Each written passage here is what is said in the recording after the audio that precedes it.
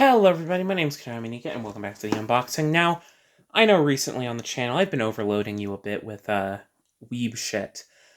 And it's because I'm into weeb shit. I like Bandai, Figure Arts, I like other, weeby brands. But I know that's not what people want. What people want is Western shit, cheaper shit, Hasbro shit. So today we're giving it to you with my first ever look at a figure from the brand new Transformers Generations line, Age of the Primes. And what more fitting way to look at it than with a Prime himself. That's right, today we are taking a look at the Transformers Generations, Age of the Primes, Leader Class, Megatronus. AKA the Fallen, which is probably what I'll be calling him throughout the rest of the video, because Megatronus is a stupid name. What if Megatron was in Latin? Anyways, this is a figure I've unironically been excited for. I've always liked the Dreamwave design of the Fallen, and I've always wished that someone would make a version of it that isn't the Titanium series, but all the other Fallens have been other versions outside of that Titanium series one. But now we have it. We have a very Dreamwave-esque version of the Fallen. So why don't we take a look at it today? Now, looking at the packaging, it's very similar to what we've been getting out of Studio Series, which is a little bit disappointing to me because this just looks a little boring, especially in comparison to the sheer bombast that you got from Legacy the past couple years. So you've got a window at the front. Wow, windowed packaging. What a crazy idea. That allows you to look at the figure. It's a fairly sparse looking box, but that's because this box needs to be really big to fit Dinobots. Anyways, it's a 38-step conversion from robot mode to tank mode. This is a video for adults, despite what the age rating says. We have some artwork of the Fallen, both in robot mode and vehicle mode. Right here, down here, it says Transformers, Age of the Primes, the 13, Megatronus, the Fallen. It's from Hasbro. You know the gist. At the top, we get the name of the figure and a little bit more window, as well as the Fallen's logo, because each Prime has their own logo. On this side, we get that nice character art of the Fallen, Transformers Age of the Primes, name of the figure. On the other side, we get this little bit of like artwork that shows a bunch of the different like primes or whatever. This one in specific, I think, has Star Convoy, the Fallen, and I think that's Liege Maximo there. So I guess they're going to make a Liege Maximo at some point. Till All Are One, Transformers, Age of the Primes is the leader class. We already looked at the top. Oh yeah, the top has the Takatomi logo. At the bottom, it has your usual warnings and info and whatnot. You know how this works, as well as a barcode. On the back, we get some basic renders of the figure, both in vehicle and robot mode. It shows how many steps it takes to transform. It shows it with its accessory, which is its special prime weapon, the Requiem Cannon, or Requiem Blaster, or whatever it's called. Authentic more than meets the eye, even more legalese. Why don't we open this? I say we open it from the top. I don't think I've gotten a leader class in a while. I think the last one might have been Scourge. And I got a commander class, but I haven't gotten a leader class in a hot second. So let's see how this turns out. Pulling it out. It's on a cardboard backing. Oh yeah, also, hey look. Instruction booklet. Would you look at that? That's pretty neat. Anyways, put that to the side. We're not going to be transforming it in this video because I only do transformations from vehicle to robot mode because I care more about the robot mode. I mean, I will transform this at some point. You understand what I'm saying. You understand what I'm saying. Anyways, here on the nice kind of like painterly but starry background, you see everything that the set comes with. You got a baggie for some accessories, as well as like a stick. Wow, a stick. Sword, and the Requiem Cannon. So let's start with the baggie. I'm surprised to see these are still around after Hasbro is moving like mostly to plastic-filled packaging again. This was a kind of paper bag that you see on those old plastic freestyle stuff. So, opening it up, it's got some other bits and pieces because it's a leader class. Since it's somewhat smaller than Grimlock, it has the budget for all the bits and all the pieces and whatnot. So, looking into what is here, We have, we got 4 flame effect parts. We got these 2 small ones. They got, like, portholes there, but we got 2 small flame effects. Very nicely painted, actually. I really like how this looks. There's also 2 larger flame effects. These ones are meant for the shoulders, I think. Which we'll get onto them in a second. Anyways, we also get this, like, shoulder rocket launcher. Nicely sculpted, nicely painted. It's got some nice silver there. We have the tip of one of the spear bits, which I think goes onto there. This is very pretty, actually. It's very well painted. The metallic is well painted. The purple is well painted. Looks very nice. It's got this kind of drilly aesthetic. It's very pretty. I really like this. And we have what I believe to be the back cannon, which becomes part of his like tank mode, whatever. This looks like it'll be nice too. Anyways, moving on to the accessories. Let's open that flap so we can get this bit out. There we go. I believe this is meant for the spear, I think. Let's try to fit it in. That's why it's painted. It's a little rubbery. That's interesting. Oh, actually, it's not, maybe? Maybe it's not for... Oh, wait, I was putting it in wrong. There we go. Here we have our little trident of sorts. It looks kind of nice, and I think the machete goes on this side, so you can kind of have like a dual-bladed weapon. But this can also just be like a spear, which I quite like. And it's got some little 5mm ports, which is cool. Speaking of, he does come with a sword. If it'll come out. Get on a fucking cardboard insert. Fighting me. There we go. A very nicely painted, very nicely sculpted, like, machete sword. I really like this. It's not too big, but it's also just very nice looking. And I think, in part, it's because it's supposed to go like this. I think this is from, like, a version of the Fallen. I was reading someone else's review. This is from, like, RID 2015. I like this. I think I'd rather it be like this, though, I think. Have the little trident and have the sword. But these are nice, and it's nice that everything can combine to be a nice little reference. As for main parts, I have nippers on the floor. Give me a second.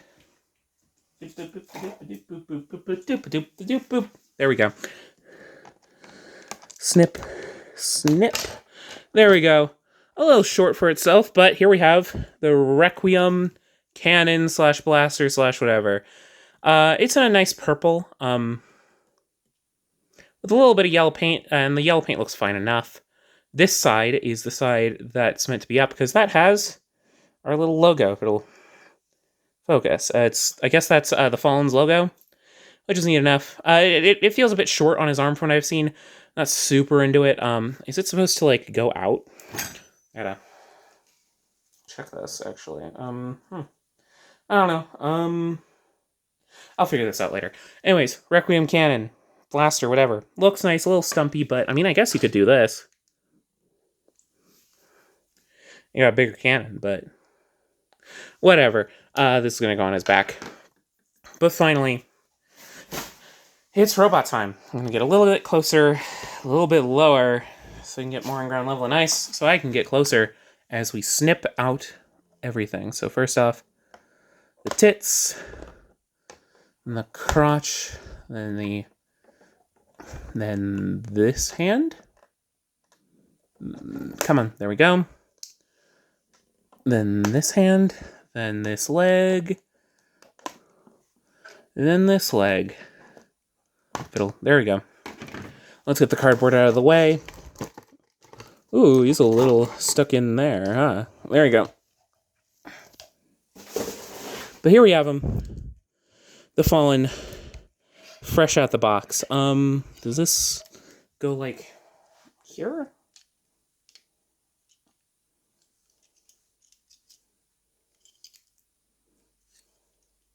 Is there a specific tab for this?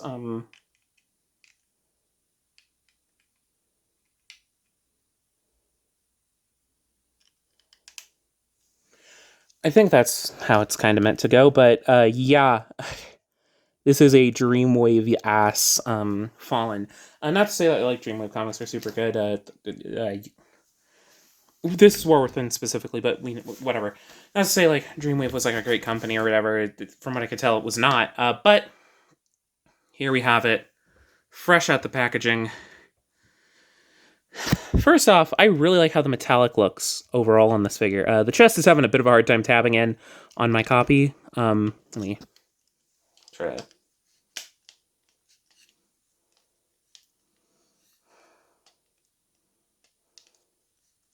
Yeah, his. Oh, there we go. Yep.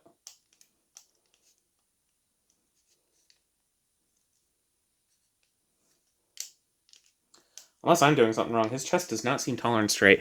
Anyways, we gotta get this also onto him. I forgot about the rocket launcher. The shoulder-mounted rocket launcher. There we go. Ooh. Ah. Yeah, he's a big, beefy figure. This has been my comparison figure for some reason. The SH figure is Suzuka Midoriya. He's about like 5 3/4 inches.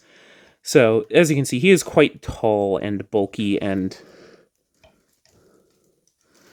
yeah, he's got some real size to him. I should get the cannon on his arm. Alright,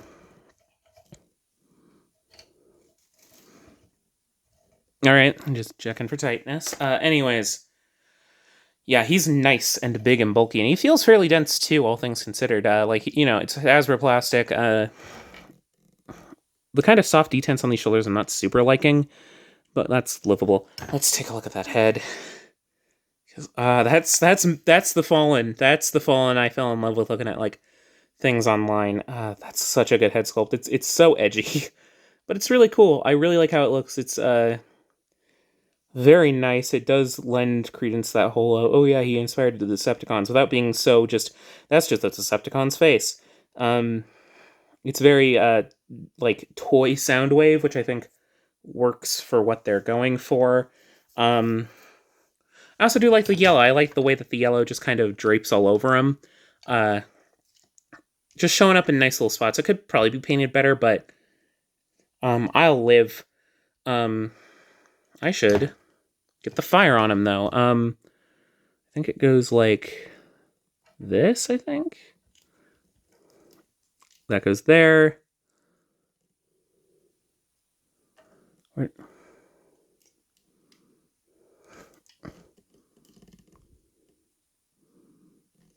These go back here, then?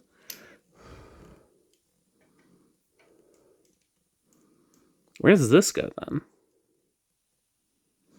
Oh, it has a turny thing. Sorry, this has a hinge, so it can go right here. Sorry if I misled any of you. Let's get that there. Let's get this one just right there. Yeah, that's nice. Whoa. Whoop-de-doodle, Mr. Prez. Let's get the Requiem Blaster back on his arm really quickly.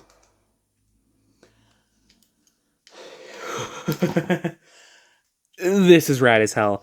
I don't know. The thing about the Fallen is that he has a metal-ass design. And that's part of the appeal. And part of the appeal is also that he's just on fire a lot of the time, especially from the Dreamwave look. And this captures that really well. I really like the way that the kind of blast effecty plastic looks. I've heard this might have issues if you stick it in there all the time, which sucks, honestly. But because this looks so cool. This looks so cool. I've heard, though, there might be like issues with like these little rubbery bits melting into the plastic or whatever, and like that sucks. That sounds like it sucks. But I'll see how long I can make it last. Anyways, yeah. The torso's covered in greeble detail. Like the whole figure is covered in greeble details. Like look at all that. Very much post-war for Cybertron-y stuff that I have come to expect from Transformers Generations. And it all looks really good. And like it doesn't get hidden in like the gunmetal gray. That's the majority of him. But obviously when it is highlighted by some paint, like here on the thighs, it just looks so spectacular. And like again, the yellow highlights do a lot to help add even more to this figure's look. And he's got some massive fucking clomper stompers on his feet. They're a bit hollow, but like from the front, those are some big old feet, and they do seem to hold him up fairly well. And Anyways, let's take a look at this guy's articulation while we're here. Head is on a ball joint that is somewhat unimpeded, though is seemingly able to get decently around. Full swivel, a little bit of down, a little bit of up, a little bit of tilt side to side. Anyways, shoulders. I've actually been quite impressed messing around with it. So they have a hinge out back, and then like and then a full ass butterfly. I love it when a toy can do that. And then they also have a swivel and a hinge outward. The little missile pod thingies are also on like weird little hinges. This one's able to hinge upward and downward if the missile pod doesn't fall off first. I think this is mainly for transformation, and I think it mainly goes downward, but it's able to go downward and maybe a little upward. This side, since it goes over the shoulder a little bit, it's able to move outward for the sake of shoulder articulation, so he can get a full T out of his shoulder blades. Anyways, there is a bicep swivel, somewhat impeded if you have the fire effects on, but not really. Jeebus, just trying to get a handle on him. Single jointed elbow, though it's able to get some decent range. There's a wrist swivel, which seems to be becoming a bit of a commodity. Slight hinge in and out, because I think it's on a ball joint, actually. Yeah, I think it's on a ball joint. And the hands can open, if you so choose, to help you get the weapons in there, and it can just have, like, open clawed hands.